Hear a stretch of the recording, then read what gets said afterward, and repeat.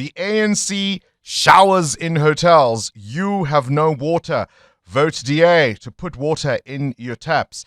That's a message on a brand new Democratic Alliance billboard in Pretoria. And it shows, of course, the Gauteng Premier Panyaza Lesufi in a shower. And no, fear not, he's fully dressed.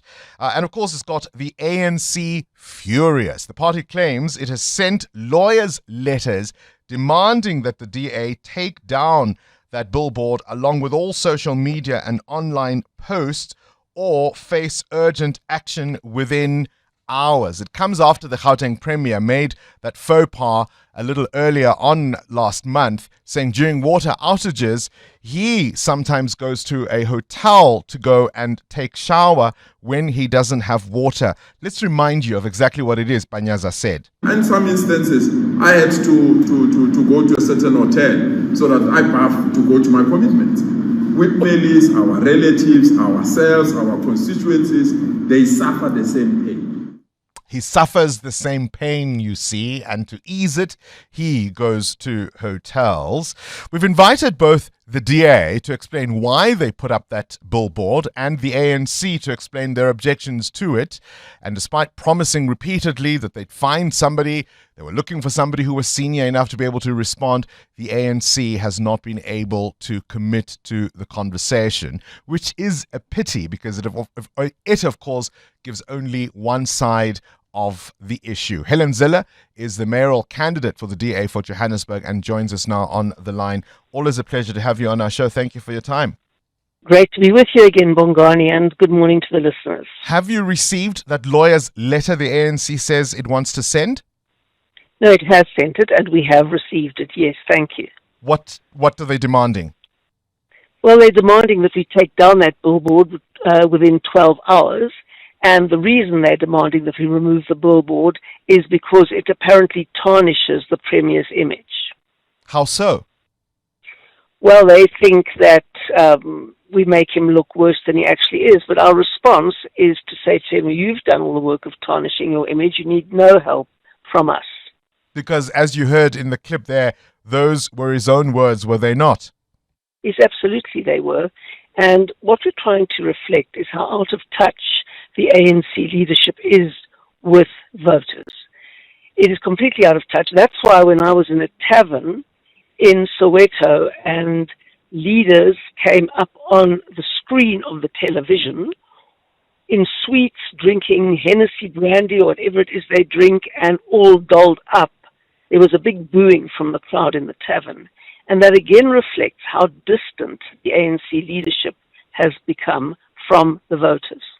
Obviously, you're not pulling that poster. It's going to stay there. It's absolutely going to stay there. We've written back to them and said, I'm terribly sorry, but that poster's going nowhere.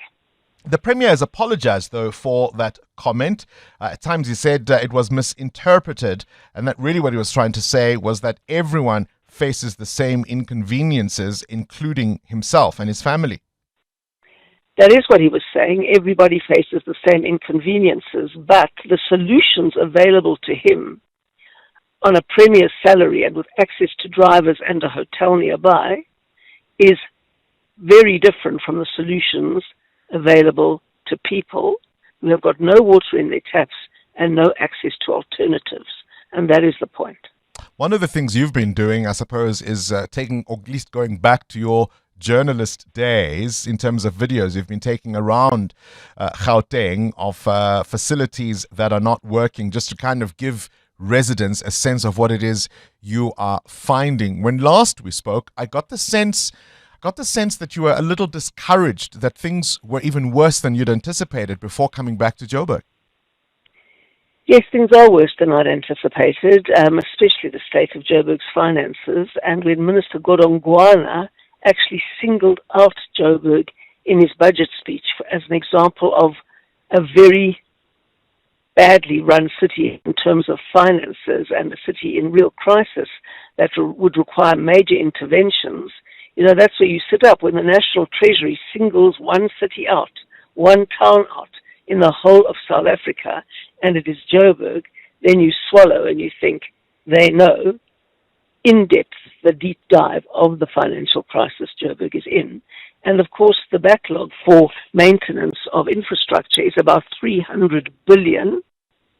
And the entire capital budget is 8.7 billion. So you can see the discrepancy there. And that's exactly the core of Joburg's crisis. So much money has been stolen. So much money has been frittered away in middlemen and deals. So much money has been wasted in fanciful projects that really aren't priorities, that maintenance has never been done. And the maintenance budget of the city of Johannesburg is 0.5% of the value of its capital assets when it should be 8%. Now, obviously, 8% is high, and most cities don't nearly reach that, but 0.5% is the worst in South Africa for the biggest city and the most important financially. Critics will say, hang on, Helen, it's easy to point out all the issues Johannesburg faces. You put up this billboard specifically in Pretoria, and people will look at the city of Tshwane and they'll say that hasn't been great shakes either, and many of its problems stem from when the DA was in charge, particularly in the city of Tshwane. What's your response to that?